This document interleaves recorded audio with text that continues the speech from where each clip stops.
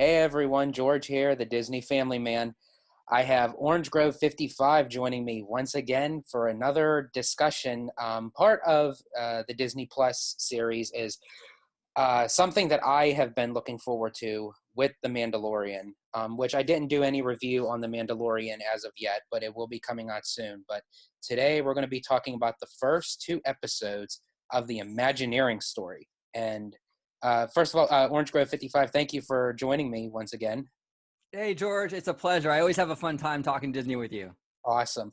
So as I said, we're going to talk about the Imagineering Story. I know that you had on your channel your review and everything, but as like an overall, uh, as an overall opinion, so to speak, what do you think as far as how it's going? That we still have four more episodes to go, but of what was released, how do you see the direction taking? I was actually pleasantly surprised. I was always excited for this series because it's Imagineering and I love this stuff. Yes. But when it was announced, I kind of had the mindset that you know, I'm going to know all this stuff because we're so entrenched in it, you and I, and the fandom, we talk about this stuff on a daily basis. We're not like the general public that's not really aware of a lot of the history. We are aware of a lot of it. So I thought going into this, okay, well, I don't know how much it's going to keep my attention because it's going to be kind of old news, so to speak, right? And boy, was I wrong. I was completely wrong. I mean, the way that they are presenting the information with such honesty, they're not fluff pieces. I mean, they really get into, how hard this whole process is with the creation of Disneyland and all the trials and tribulations that Walt had to go through in getting it done. I really love the honesty and how it's really how it's diving into this in a real honest way. I'm just having a lot of fun with it. It's much better than I expected, to be completely honest with you. Yeah, I definitely have to agree with you. Anything Imagineering, I'm always up for, because as I said, I love going behind the scenes, sort of lifting the curtain and everything. But it was that notion of, is this something that I have already seen before? Because I've watched a lot of the Travel Channel documentaries of the Imagineering, and I thought, is this just another repeat? And I love, and I think you had touched upon it on your channel, was these different video shots back in the 50s and the 70s when Walt Disney World and Disneyland opened that I've never seen before. I mean, I've seen a lot of footage and a lot of behind the scenes stuff, but this footage that they added, I've never seen before. And I love how it takes you through. It's almost like you're looking through the eyes of the guest at that era. You're following the cameraman, but rather it show you in a panoramic view. It was more of you are the person walking into the park during this time era. That's what Yeah. Yeah, no, I agree with you 100%. They showed a lot of new footage that surprised me. I mentioned in my review as well that shot of the pickup truck going down the highway with all the pirates in the back. And that was really funny. Yes. I've never seen that before. And then even the existing footage, it looked like they really cleaned it up. I mean, it looks like it was really way more vibrant, way more clear and crisp than I remember a lot of this footage. And it was so neat, I think, to see that era, the 50s and the 60s, in just such a vibrant way. It made it all new to me. Even though a lot of the information on episode 1, I was already familiar with all the new footage and with the way how visually gorgeous it looked, it made it new again. It just kept me totally intrigued, eyes glued to the screen for a full hour. I absolutely fell in love with it. Yeah, it really was amazing. And as the first two episodes, as of right now, it is stuff that I have known, but the approach that was taken was completely different. And I love how Leslie Iwerks did that, because I'm a fan of her. I'm a fan of her type of style of filmmaking. And for everyone out there who doesn't know Leslie Iwerks, she is the granddaughter of Iwerks, who used to work personally with Walt, and he actually conceived with Walt the look of Mickey Mouse, and he worked with the multiplane camera and everything, all that behind the scenes stuff that we see in the movies and the television series and the theme parks. It's more so because of Ub, and you could definitely see that touch in the uh, family tree that that Leslie does with her work. But now going back to episode 2, it was more proclaimed about Walt Disney World and Walt's vision for Epcot and everything.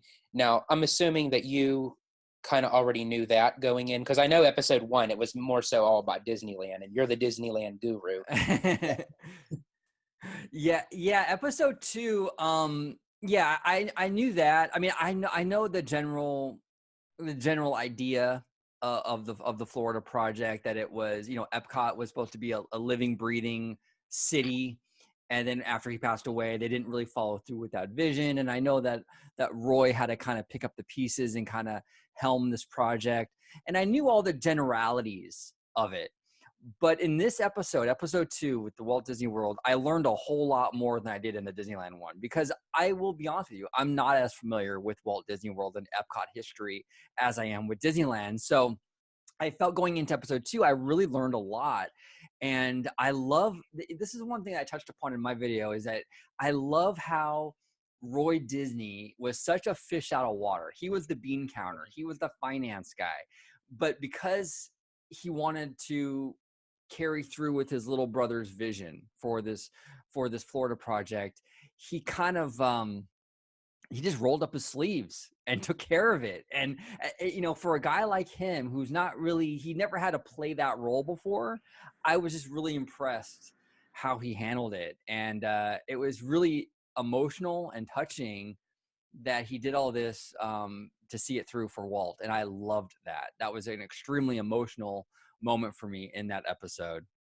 And especially 2 months after the dedication ceremony at Walt Disney World is when Roy passed. And I thought that was such a fitting time to say, he did what he was supposed to do. It's almost like that was his purpose before leaving this earth, that,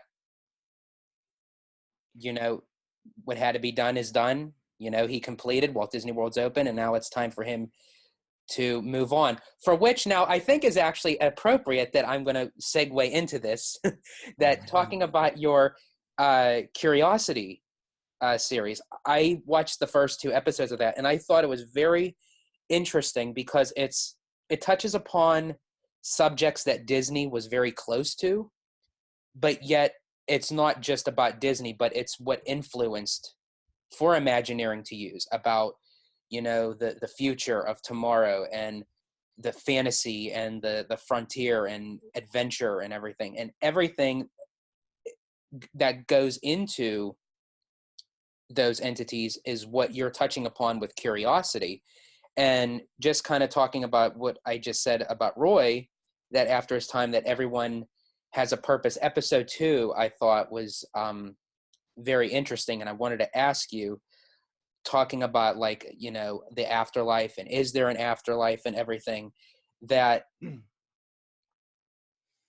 I also see that Disney is taking that approach as well, talking about with the new animated Pixar Soul, like after a person dies, what is their purpose as their soul goes on. So it took me a little bit to think, to say, okay, how is this going to be incorporated? But it also seems that Disney already has that way of saying, okay, this is why this is, everyone has a purpose. This is what it goes on. And is that what made you come up with the Curiosity? Like, what drove you to say, hey, you know what? I think this is a good subject to talk about.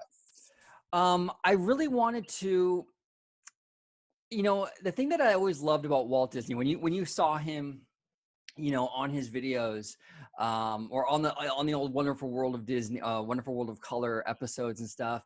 It was about like the curiosity, the wonder of our natural world and of science, and he dove into all these cool subjects, and I wanted to have a video series that sort of reflected that, because while technically not Disney, right? If I'm talking about terraforming Mars, or talking about what happens when you die, or talking about any other various subject like that, it's not technically Disney, Right. but it is Disney though, because it's like the whole purpose, the whole foundation of the Walt Disney Company was based on the curiosity and the wonder of these things. So, Tomorrowland heavily influenced in space travel and getting man on the moon, and and Mars, and Frontierland is based in history, and all this stuff. Main Street USA, another based in history, American history. So it's all very much tied to the wonders of our real world, and that's what inspired me to do Curiosity.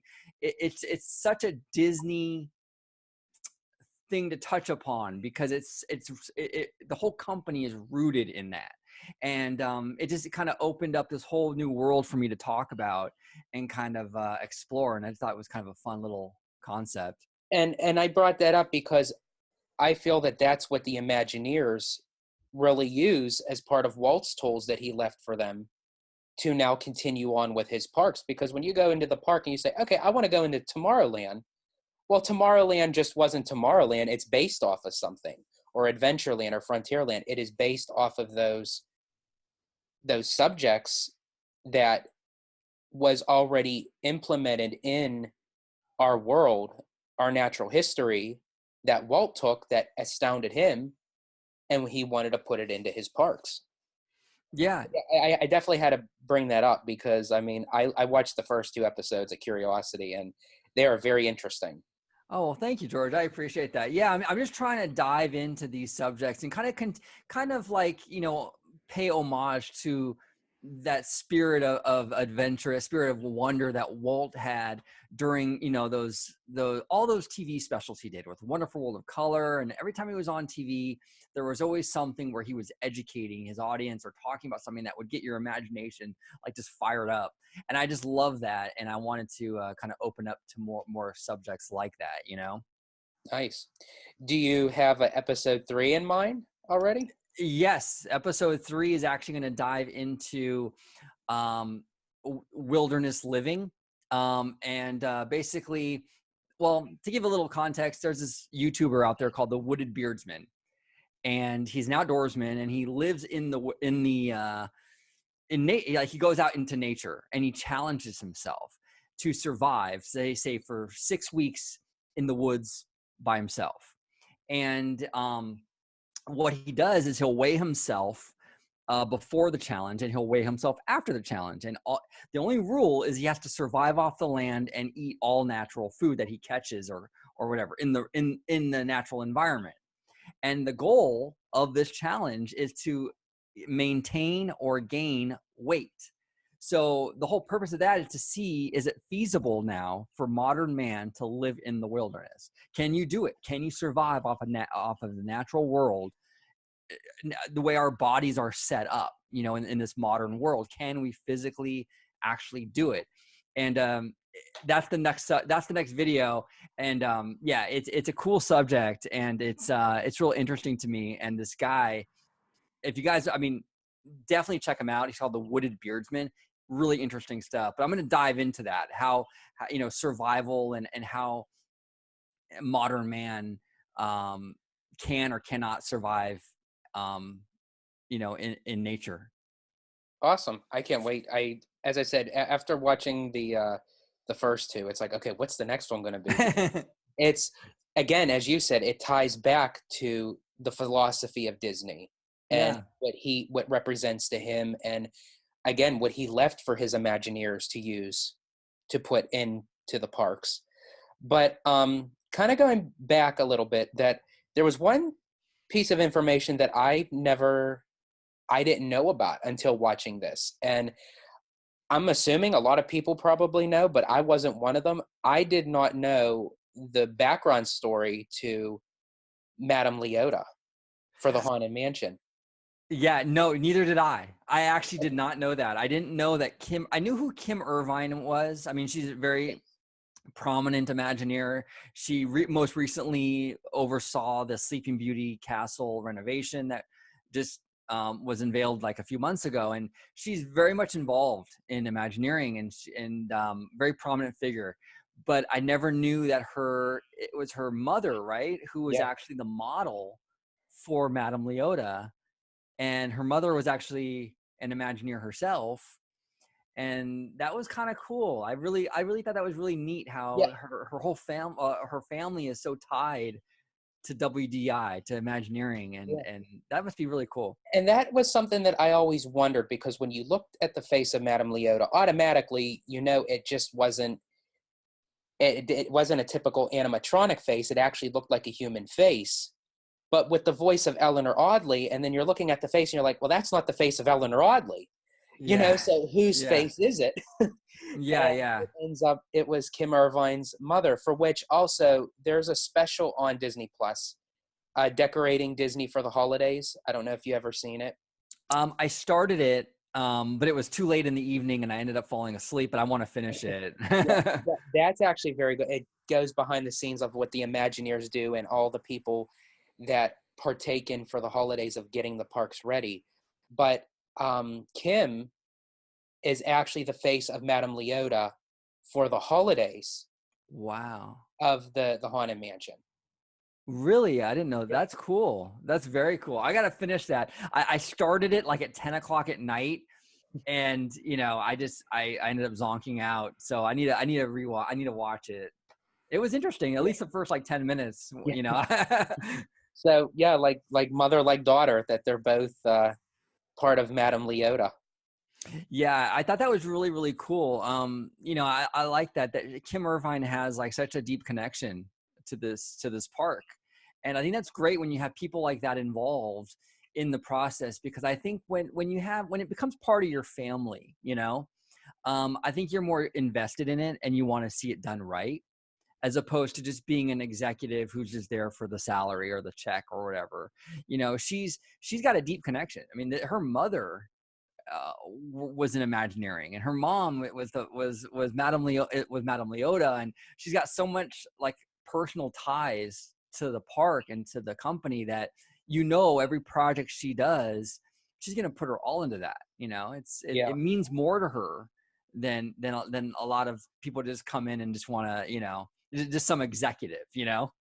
Yeah, but I went into watching it saying, oh, I know all this. Yeah, I'm going to answer everything. And then finding that, I'm like, oh man, there is something I didn't know. Yeah, no, I learned the second episode with the Epcot and the Disney World stuff and the Tokyo Disney stuff. I learned a lot out of that, a lot of details, because I've always knew like the generalities of how that park came into existence and stuff, but I was never really versed in the nitty gritty, the details. Yeah. And it really dove into that. And even Tokyo Disneyland, which we never hear about, because it's not owned by Disney. So we don't get a lot of stuff, a lot of information or specials on Tokyo Disney. And they spent a good amount of time in this episode on Tokyo Disneyland too, which was phenomenal. I They loved it. they did, and that was actually what I was going to bring up now, was that, again, as you said, I know the general overall, like how the park came to be and how, the year and everything, but I loved how with Tokyo it went into the details of the business part, the behind the scenes of how it really came to be for this park to get built.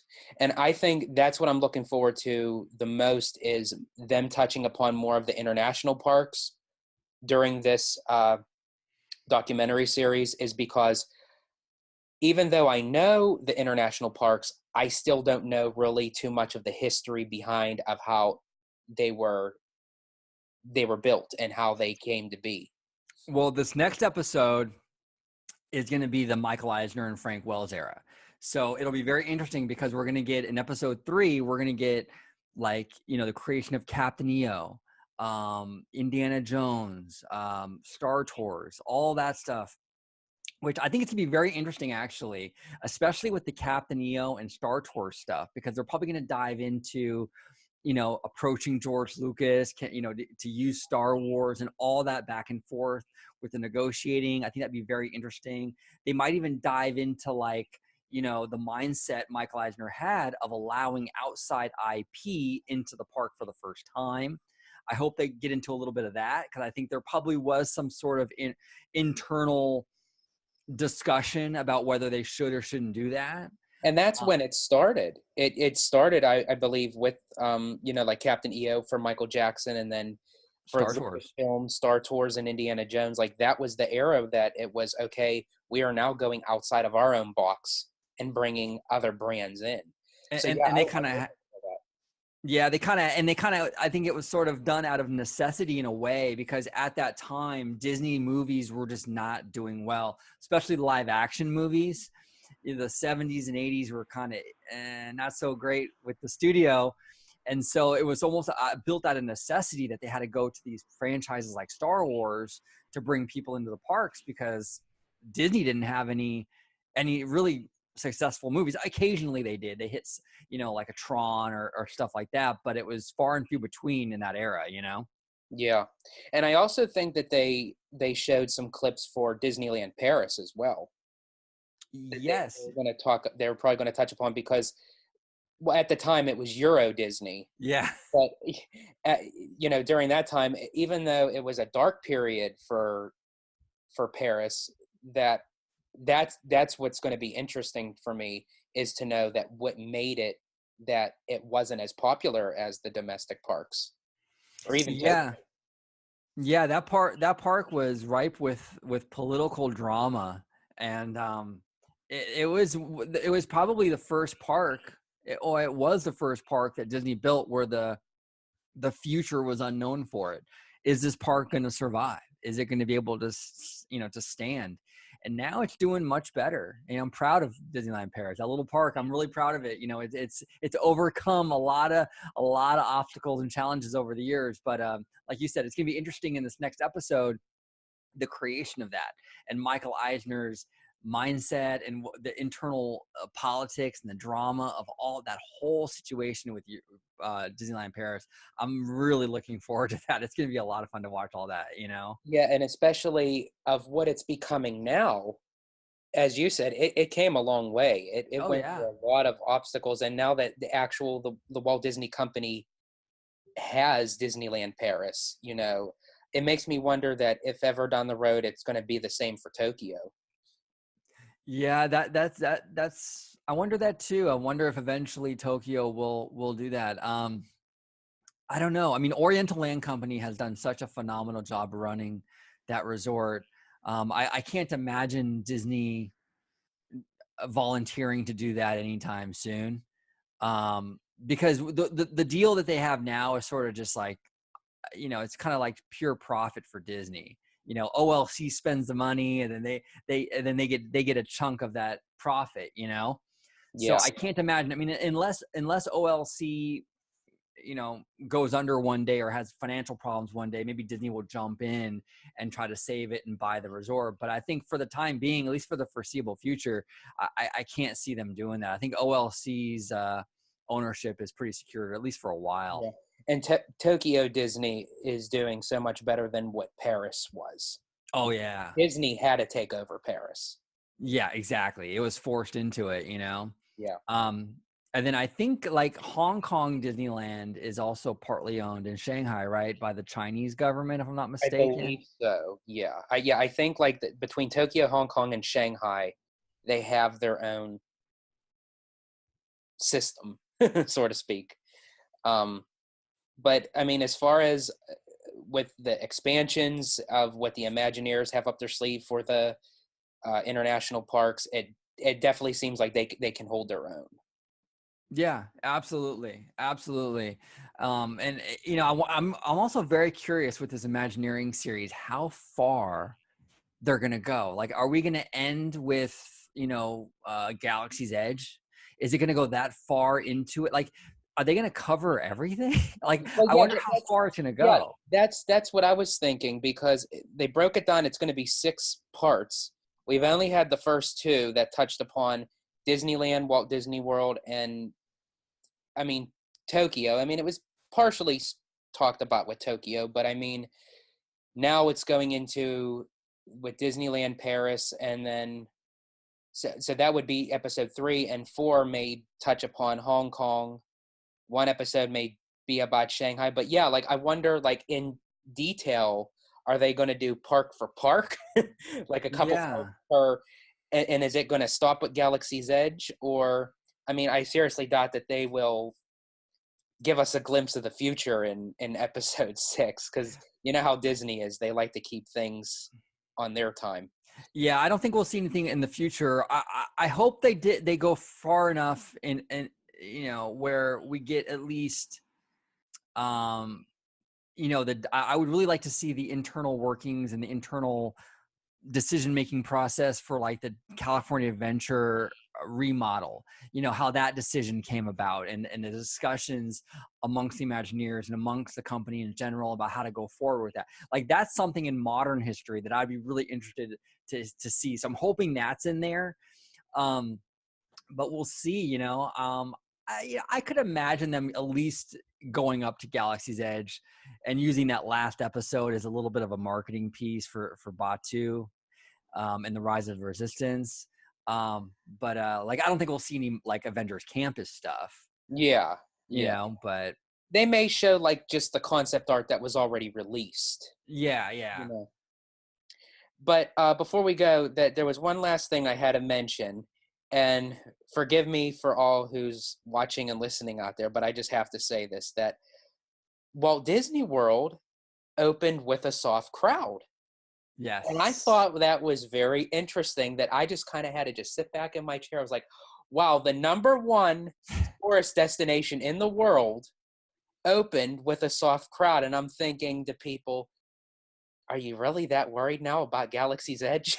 Yeah. Well, and I touched upon that in my video for episode 2. I talked about that too, where like, when I was watching that episode and it was said that it was a soft crowd, it was like way under the expectation that they thought were going to be there. And they blamed it on people worrying that it was going to be too crowded. And I'm like, wow, where does that sound familiar? That sounds just like Galaxy's Edge, And I found that very interesting. And, a lot of people, not so much us and people that are like, really into the Disney park, community, but a lot of laymen and the average person, they kind of have this mindset, I think, that, these theme parks are like movie openings. And it has to make its money back in like the first 2 opening weekends, or it's a failure. It's just not the case. I mean, Galaxy's Edge and everything they build is long game. I mean, even if it's slow for the first whole year, it doesn't really matter. Like it's going to make its money back. It's going to do well. They can add to it. They can adjust it as time goes on. This isn't a movie where it's only in theaters for it's only open or available for a couple of months. This is going to be here forever. It has plenty of time to make its budget back. And I think people have to understand that, it doesn't need to out the gate be like, completely like profitable. They have time, it's a different animal. And once Rise of the Resistance opens, we know that's going to be a floodgate of crowds. Yes. And they actually did. I mean, did you see they have like a TV spot for it now? Yes, I did see that. And I thought that was smart. And yet I'm very excited about it. It opens December. I want to say, and I could be wrong. If you guys know, correct me in the comment section, but I believe Florida is like December 15th, and then Disneyland is like January 17th. It's around there. Yeah. But we definitely have to look forward to that. And then everything that the Imagineers have up their sleeve, because as we're talking this very moment, they're already coming up with stuff 5 years from now. Yeah, exactly. that we'll just hear about in 5 years, and then it'll be built for another 5. So it'll be a 10-year period that we'll actually see. But I am looking forward to the next episode tomorrow.